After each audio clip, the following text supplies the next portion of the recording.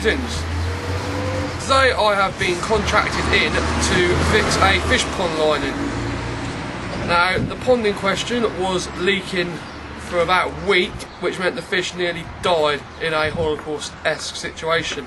Thankfully we've managed to rectify the problem by getting the fish out, and now we're going to replace the lining in the pond, and by doing so show you how to go about the same thing should you have a similar problem with your pond. First things first, obviously there are a plethora of health and safety rules to get through. Obviously you need a high-vis jacket just in case you can't be seen in a small garden, and a hard hat because you know, goldfish quite easily slip out your hand when you're handling it, hit you on the head, and that's a long-term injury, one which could be suable. So you need to take into all dangers into account, and only then, when you've carried out a full safety briefing, can you proceed. Thankfully we have done that, we are now ready to proceed. As you can see, we've got the fish into these small boxes where they have been overnight while we prepare the line to be changed. We're not sure of the traumatic stress they're going through at the minute, but we can only conclude it is minimal until one of them dies. Tom, would you like to explain how we're going to go about this? Well, hopefully without the wind stop blowing, you just place a line over the top of the pond.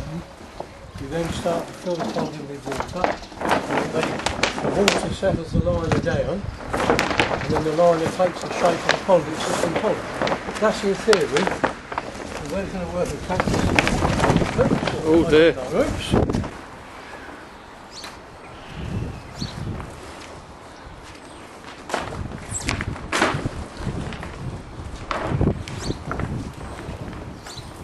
No, it's blown away again.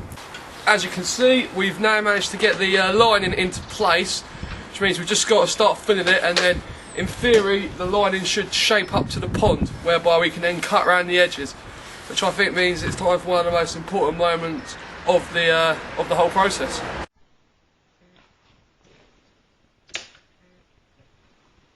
Let the fans blow! That doesn't seem to be coming out very fast. Gushes out normally. Well, I'd hardly describe that as gushing, but we very nearly trapped this innocent little frog in the pond, which would have been against human rights and probably would have had Peter and all those other animal fuckers coming after us. Hello, Mr. Frog.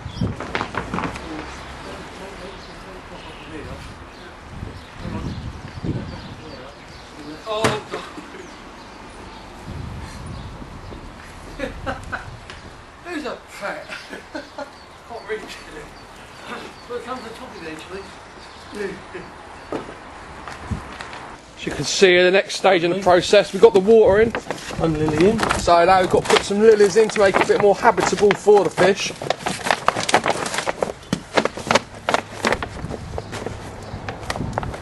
So the water is about, say, 2/3 up the pond. And that's important to get your vegetation in.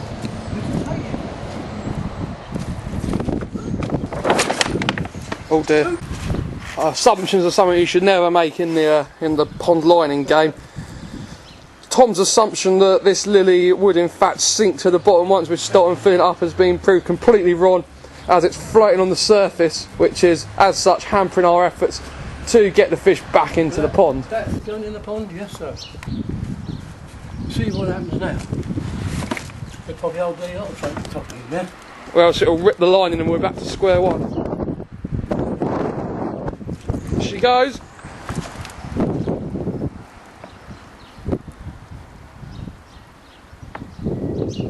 No, that doesn't appear to be sinking either. Dead right there. We're about to release the fish into their natural environment. I look very excited to be leaving their temporary homes. Something that Japanese people have no option about at the minute. Here we go.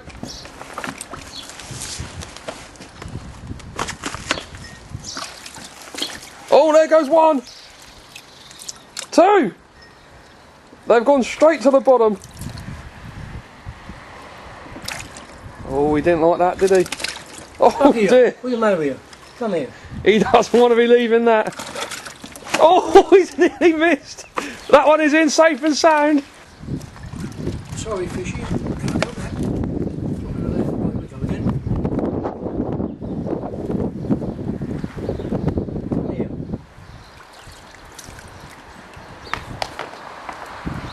Here we go, look, big one.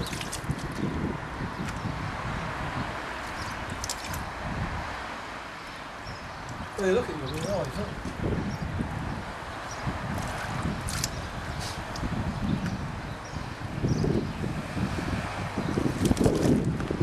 Salt. Sorry mate, you're bloody full. Mine. Trust in there. Fish cruelty is alive and well here. There you go, that's the lot. They're in. All done. They survived it. None of them died, so I'm glad to say about that. There you go, some lovely greenery going in.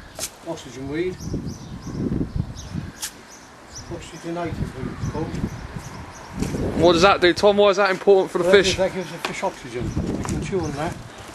And that keeps them. It's like a starter form of food. So they must have a certain amount of oxygen in the water. It's all fresh water, so they've got oxygen in the water anyway, but that helps them to swim about, dive out the way a bit.